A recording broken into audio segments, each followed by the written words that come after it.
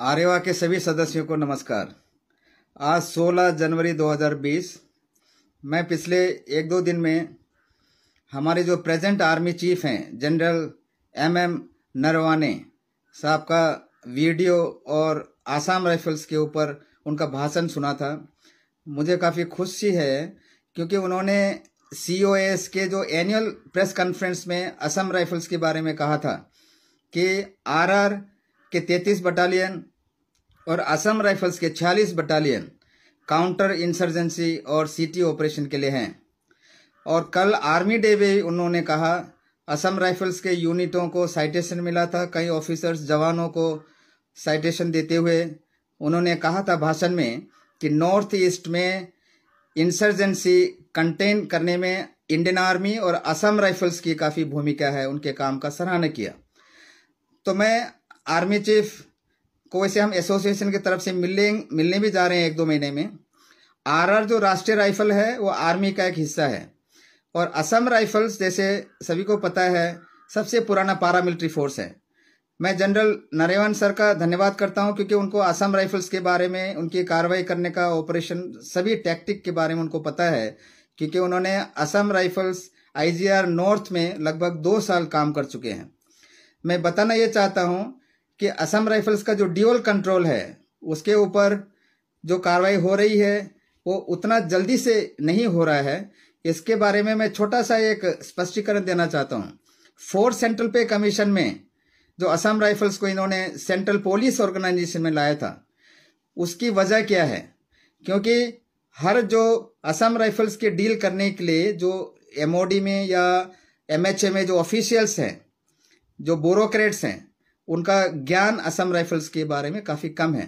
तो इससे पहले मैं एक बात और बताना चाहता हूँ। ये देखिए द एब्सेंट डायलॉग, यह जो है एक किताब है जो अनित मुखर्जी ने लिखा हुआ है। यह आर्मी में मेजर थे, JNK में भी डिप्लॉय थे। आर्मी से रिजाइन देने के बाद इन्होंने अपनी एजुकेशन काफ़ी उन्नति करके डॉक्टरेट की पदवी ली और 10 साल रिसर्च करने के बाद यह किताब लिखा है, politician, bureaucrats and the military in India, the absent dialogue. यानी ये जो 3 जो मुख्य जो चीज़ है, जो ब्यूरोक्रेट्स हैं, पॉलिटिशियन हैं, जो मिलिट्री है, उनके आपस में जो है बातचीत नहीं हो रहा है, आपस में तालमेल कम है। जो ब्यूरोक्रेट्स जो जैसे फॉर एग्जांपल जो डिफेंस में जो सिविलियंस हैं वो आर्मी को कंट्रोल करना चाहता है और बिना किसी ज्ञान के, उनको कुछ पता नहीं कि आर्मी क्या चीज़ है। क्योंकि इसका जो है जीता जागता उदाहरण हमारे पास है। 34 अब मीटिंग कर चुके हैं, जैसे मैं पहले ही बताया था अभी तक, जिसमें 2 डिफेंस सेक्रेटरी को हम मिले हैं। दोनों में से किसी हमने उनको ब्रीफ करना पड़ा असम राइफल्स क्या है। उनमें से एक तो कह रहा था असम राइफल्स तो आर्मी का हिस्सा है।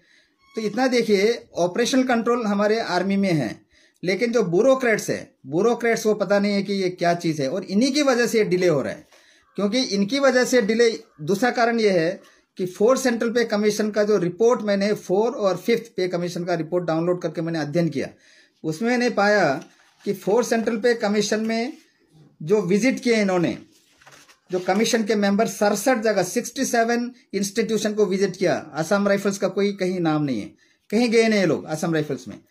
और जो ऑफिसर्स को मिले हैं, ऑफिसर्स में जो है 70 ऑफिसर्स को मिले हैं, जिसमें असम राइफल्स के जो DG थे उस time lieutenant general P Menon, उनको लिखा गया यहाँ पे श्री P मेनन, यानी कि पहले उन्हें डिसाइड कर दिया कि असम राइफल्स एक पुलिस है। उनको लेफ्टिनेंट जनरल ना बुला कहते हुए इसमें लिखा हुआ है श्री P मेनन।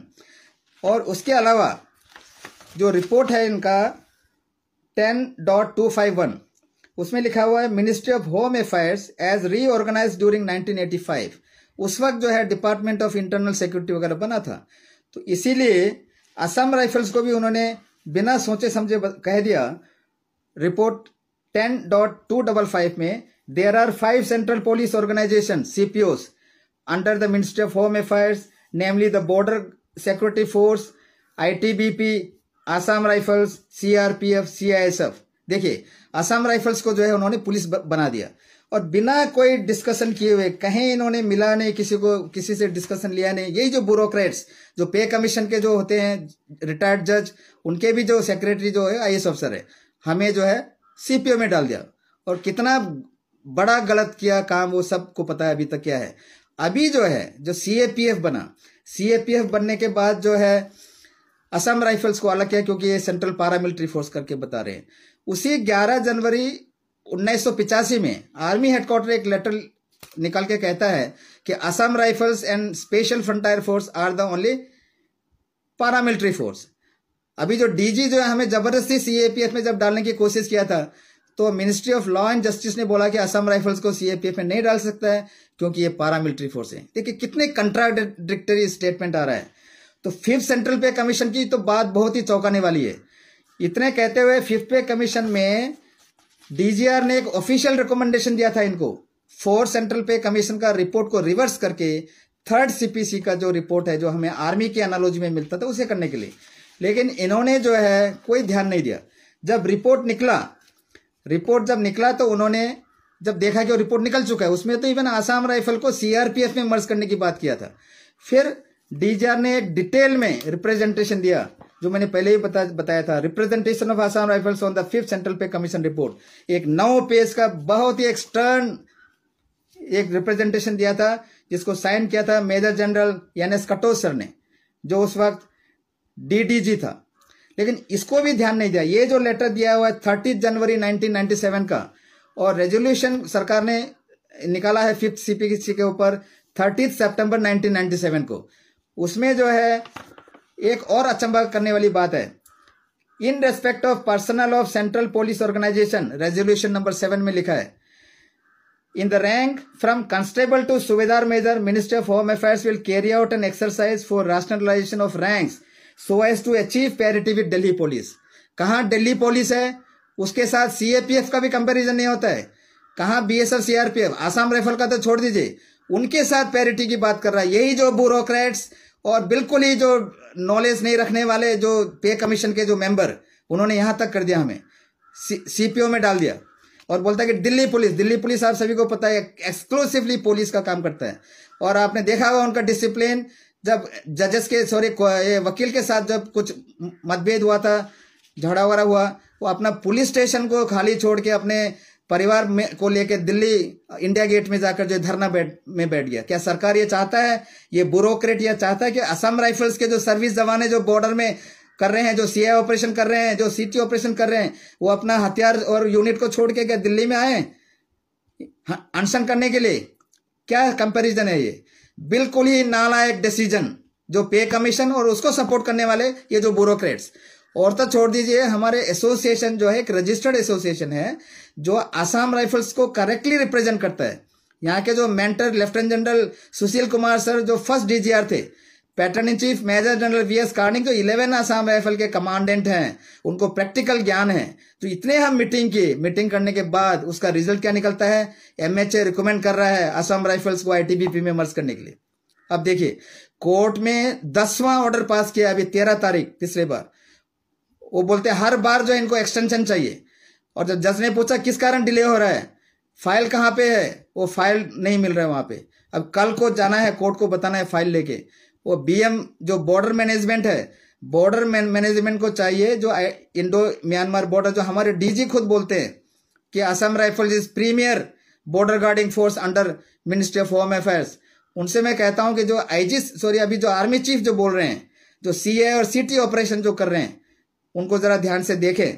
और जो बीएम बॉर्डर मैनेजमेंट के जो स्टाफ है एमएचए में, उनको जो है parliamentary standing committee of home affairs ने डायरेक्शन दिया था। उनका रिपोर्ट में लिखा है कि Assam rifles is not a dedicated border guarding force, क्योंकि आर्मी के अंदर में है। एक डेडिकेटेड फोर्स को रेस करो। 15 यूनिट बना था 2000 से लेके 2005 तक, 3 यूनिट पर ईयर। ये जो है 15 यूनिट बॉर्डर गार्डिंग फोर्स जो कर रहा है, तो इसके लिए जो है वो 46 बटालियन को जो है बिल्कुल ही उसमें रखा हुआ है अंधकार में। और इतना देर है, मैं सरकार की बात क्या करूं, 5 साल कंप्लीट हो गए, मोदी सरकार अभी दूसरा टेन्योर में है। उनको मैंने 2014 में लेटर लिखा था, एप्लीकेशन लिखा था डिटेल में कि असम राइफल्स के साथ अन्याय हो रहा है। उन्होंने भी अभी तक कुछ किया नहीं।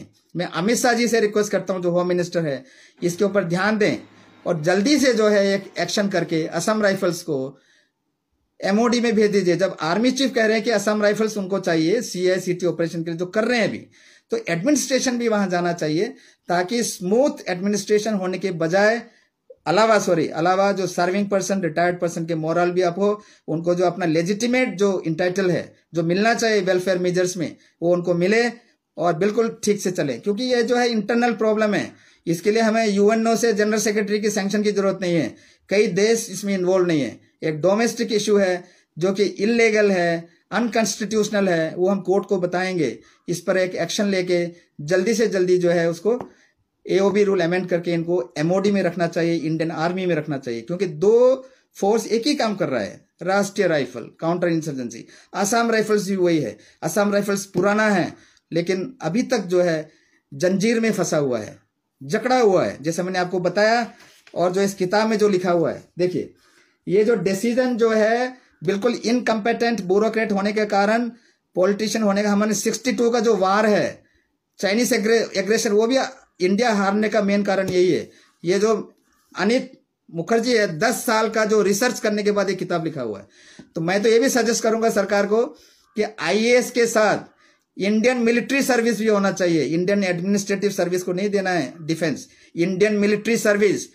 वहां JSP2 या जो भी ज्वाइंट सेक्रेटरी लेवल में जब डिफेंस मिनिस्ट्री में जाएंगे तो वो जो है डिफेंस के बारे में पूरा उनका ज्ञान होना चाहिए।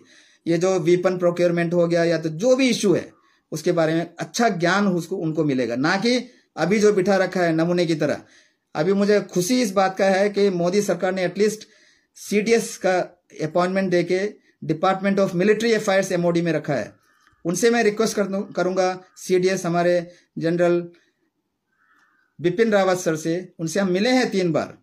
तो ये जो प्रोसेस है इसको जल्दी कीजिए, बहुत देर हो गया सर, हम लोग थक चुके हैं। कोर्ट में जो है वकील को पैसा दे देकर हमारे जेब खाली हो चुका है। अभी पैसा देने के लिए भी हमको, क्योंकि पेंशन कम है हमारा। इसके ऊपर एक डिसीजन निकालिए, बिल्कुल जो है असम राइफल्स को डिफेंस में ले जाने के बाद इंडियन आर्मी के अंदर रखिए, पूरा बेनिफिट इनको चाहिए ताकि इनका मोरल अप हो और सर्विंग और रिटायर्ड पर्सन का परिवार भी खुशी रहे।